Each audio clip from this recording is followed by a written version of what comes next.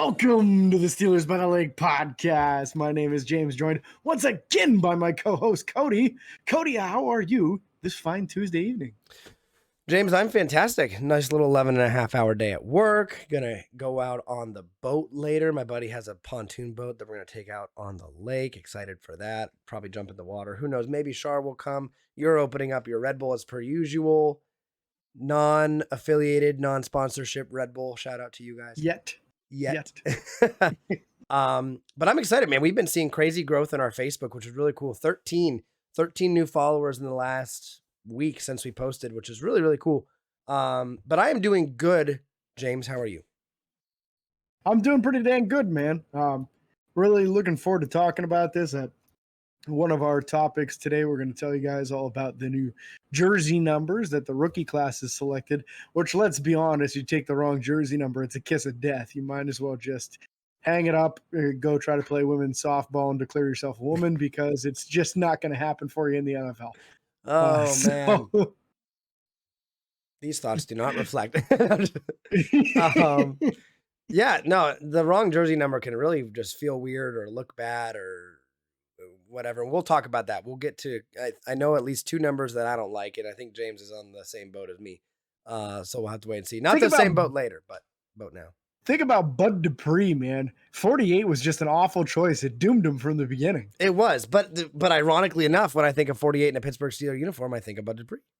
Now, because every other 48 was an 8th string tight end. You're not wrong.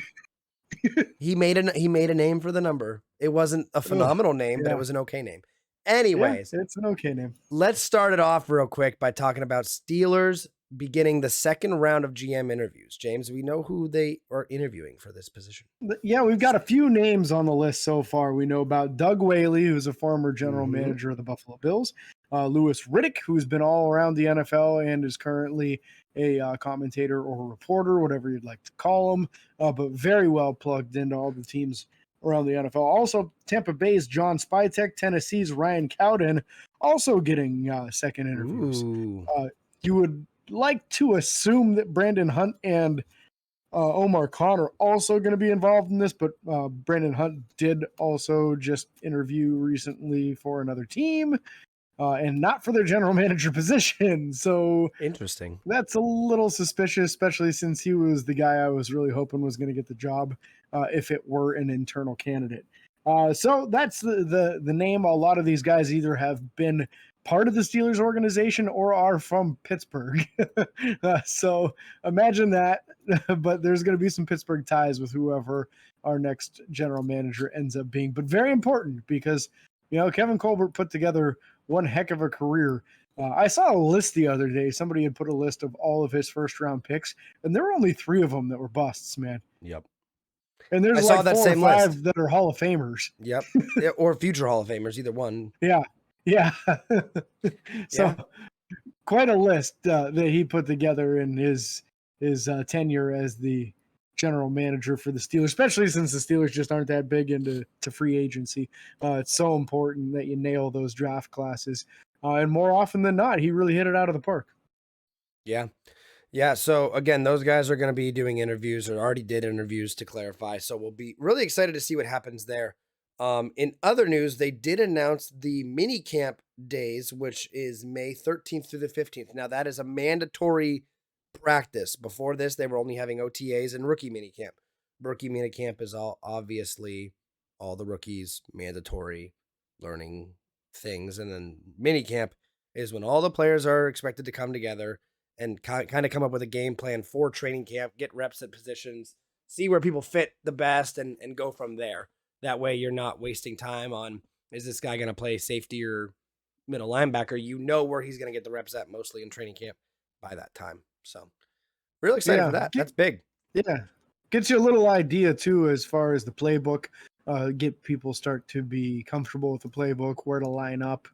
A lot of that sort of stuff is going to be really looked at. That, and also kind of reading, like, say if you have a route that is a wide receiver's responsibility to read the defense and then adjust accordingly, this is the time of year that you start doing that sort of thing. Yep. So if your corner is positioned here, then you go that way. If the safety's there, you go this way. If the linebacker's here, you sit down, like whatever, all that sort of thing. You start to work on that stuff, get that team chemistry together, and really start to figure things out. But it's exciting just bringing people together like that. Also, it'll be interesting to see, do we have anyone that holds out? Do we have anyone that is Deontay Johnson? expecting a big contract extension and maybe isn't happy about a couple wide receivers being drafted? He's playing all the right notes so far. He isn't doing anything dumb. He isn't on social media saying dumb stuff or unfollowing the team or any of those traditional AB type dumb moves.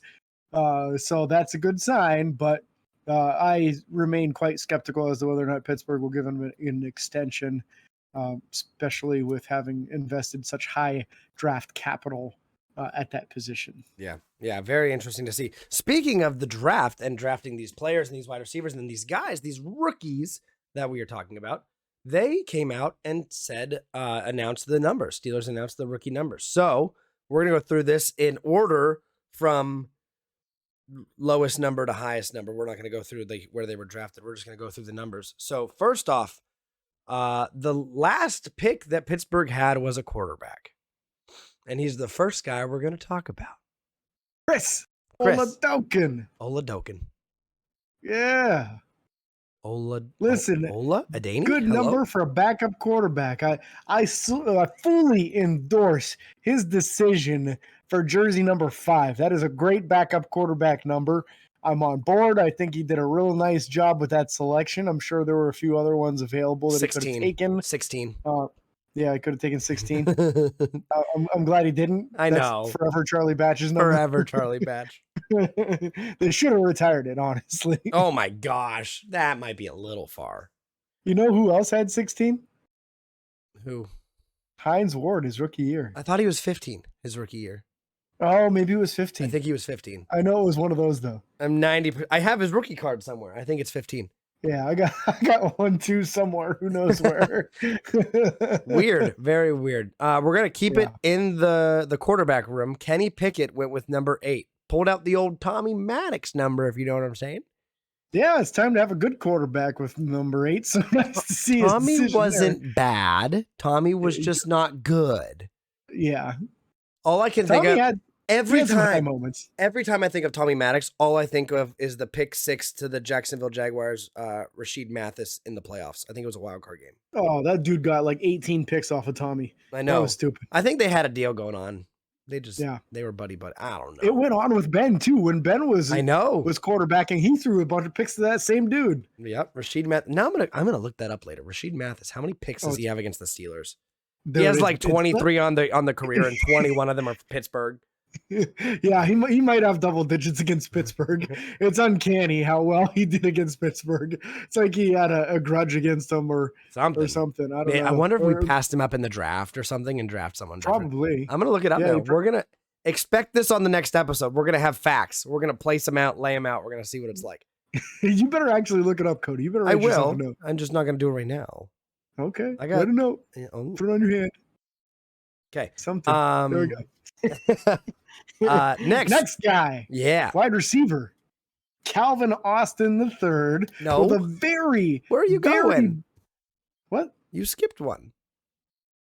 You're right. George Pickens. Not the third, the original George Pickens. The OG. Original George. Original George. Yes, he is the original George. Nice choice, I think. Oh, yeah. Number 14. I like it. Limas Swede. Yeah. I mean, what number 14 is really the one that sticks out in Steelers history? Limas Swede and Neil O'Donnell? I mean, a lot of people don't even like to hear Neil's name. I don't even know his name. So, I mean, let me clarify. I know his name. I never watched him play. So, I didn't have to worry about it. He threw 4 interceptions in the Super Bowl that we lost to the Cowboys. That's why people don't like to hear his name. Bill Cowher, somewhere in his comfortable retired clothes, is getting triggered. Yeah. So yeah, I do like 14 for George Pickens. Now wide receiver Calvin Austin III. This is the first number that I'm not a fan of. Too soon is what I will say. He chose number 19. Juju's gone for a few weeks. And Calvin Austin III said, "I'll pick up where you left off." We'll find out. Crazy, man. That's ballsy. That is ballsy. There's going to be plenty of 19s in Heinz Field. That's for sure. They won't all be Calvin Austin III. There's going to be a lot of people still wearing Juju. They're gonna do the tape over it and put Austin the third. Oh yeah, it's gonna happen. Did you see the Browns one floating around out there that used to be Baker Mayfield's?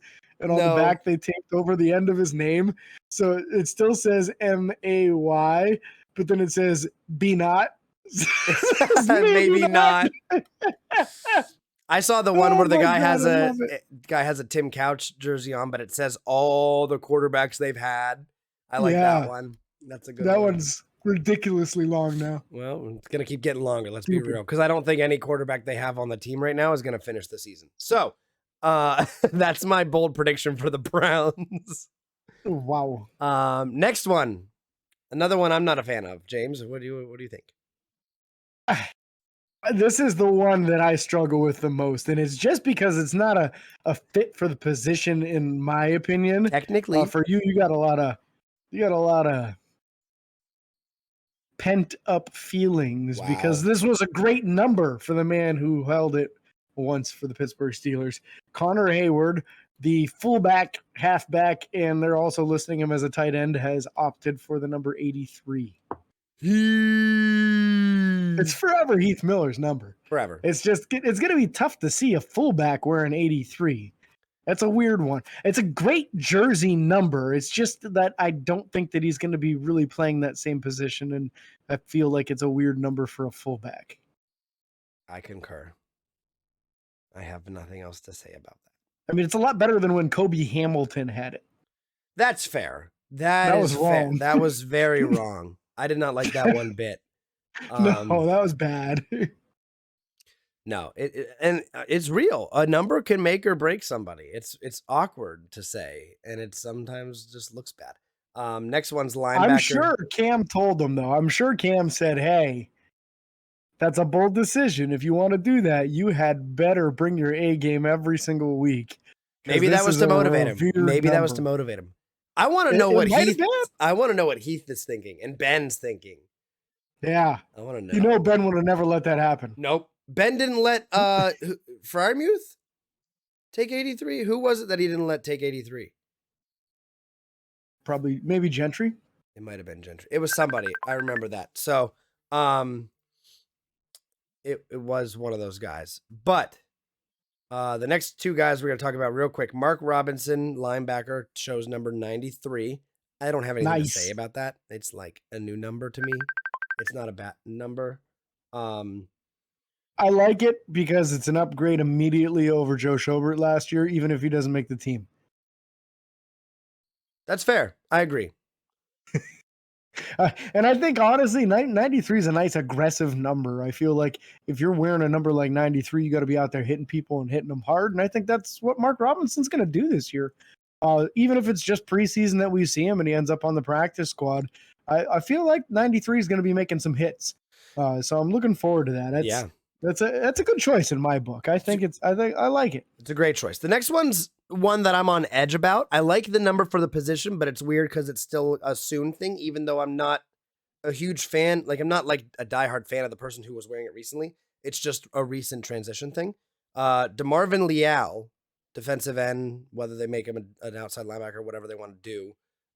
98. Mm-hmm. Obviously, Vince Williams recently wearing that number.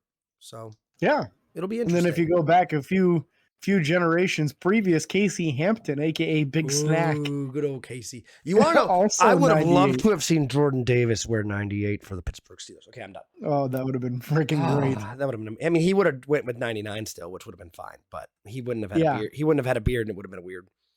I didn't mean for that to rhyme, but it was a good time. Okay, continuing on. Oh Lord. So I think 98's a decent choice for DeMarvin Leal. Not bad. Not bad.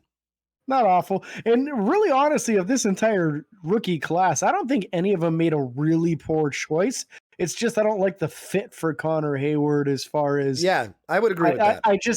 I look at him as a fullback, and 83 is definitely tight end or wide receiver in my eyes. Yep. Now, I know things are changing around You know, the league, you got a lot of wide receivers doing single digits. You got some DBs doing single digits, for crying out loud. Kobe Bryant, So, who was yeah. named after the Black Mamba, went with number 8. So Yeah, why wouldn't you if you're Kobe? You know, right. that's COBY, what, not KOBE, just to clarify.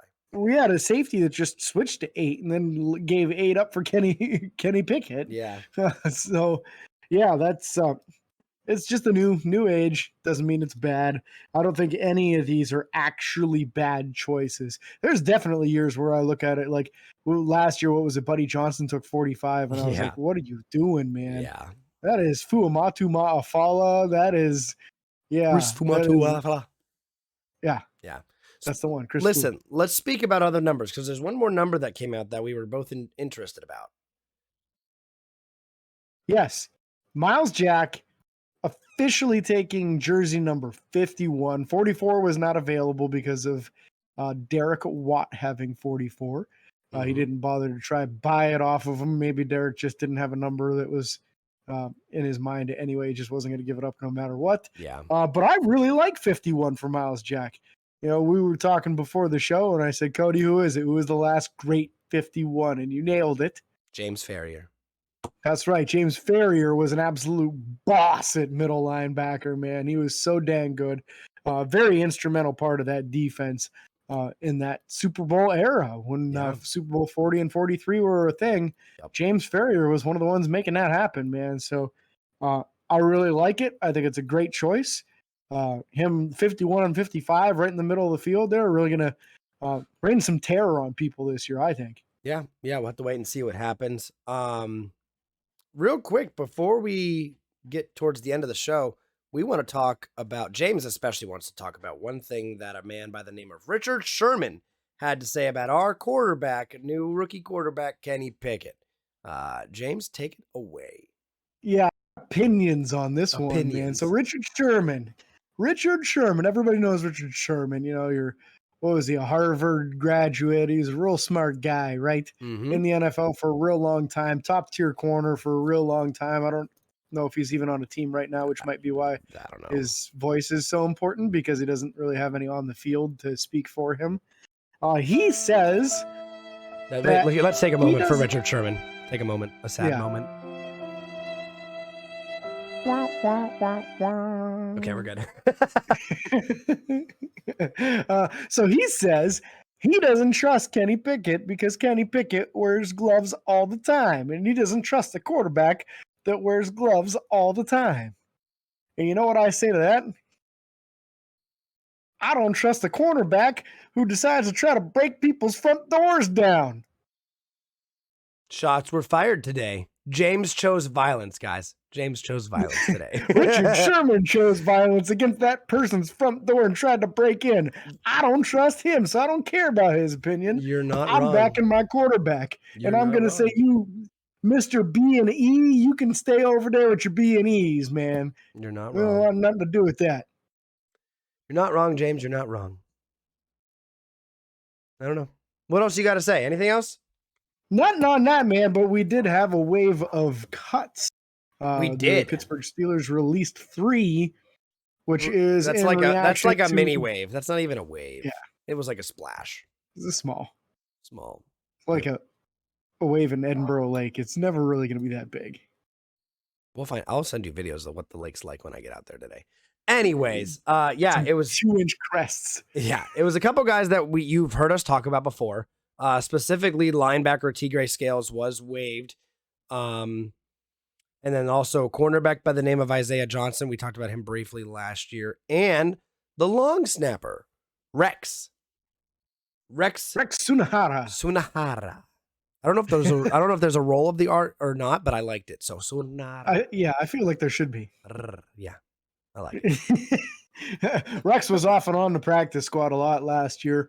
Especially towards the back of the season, as the Steelers were trying to give themselves a little bit of insurance policy on game days, just in case somebody came down with COVID or something. So that's why that name might sound a little bit familiar. If you were listening last year, we said his name a lot on when we were talking about being called up from the practice squad, being waived from the practice squad, being called up to the practice squad, waived from the practice squad. He did a lot of yo-yo last year, so gave us a little bit of security at the position. I wonder if that means that somebody that's on the roster right now has some capabilities with long snapping. Connor Hayward. No, I'm just kidding. Oh, now the 83 fits a little bit better. Tight end, fullback, halfback, NLS. all your long snappers used to be tight ends or linebackers. That was it. You know, Yep. you never. That's what they were. I don't want to see Connor Hayward play linebacker. I don't want to see that. That would hurt. No. No. He might be a good linebacker, just not a long snapper. That's fair. All right. Well, that's Middle gonna linebacker, man. maybe. Woo. That's gonna end it here. Yo, Hayward and Hayward making some tackles together. Anyways, I think Derek Watt could be a good middle linebacker. Honestly, the way he tackles on special teams. We'll see. It's not gonna happen. We're not gonna see anything. But that's going to put a wrap on this show. Just a short show for you guys to make sure we're sticking up with the Steelers news and all that stuff. If you guys want to share anything that James has something. I have an idea as far as some future shows. Let us know if you have any opinions one way or another. I think we should do some recaps on the AFC North opponents and their draft class on the upcoming shows. We'll still, of course, do our Steelers news and what's going on, but give you a little bit of insight on how we feel their draft classes went. Yeah, let us know. If we don't hear any feedback from you, maybe we don't do that. But we want to hear from you guys. We want to hear from you guys. We don't want you just to passively listen. Be active listeners. They taught us that in school. No, I'm just kidding. Anyways, we do look forward to hearing from you guys. Again, be sure to like and follow on Facebook, Twitter, Instagram, TikTok, and YouTube. Subscribe and ring the bell. It is free to do. And until next time, ring the bell. And until next time, this is your host, James and Cody, signing off. Peace.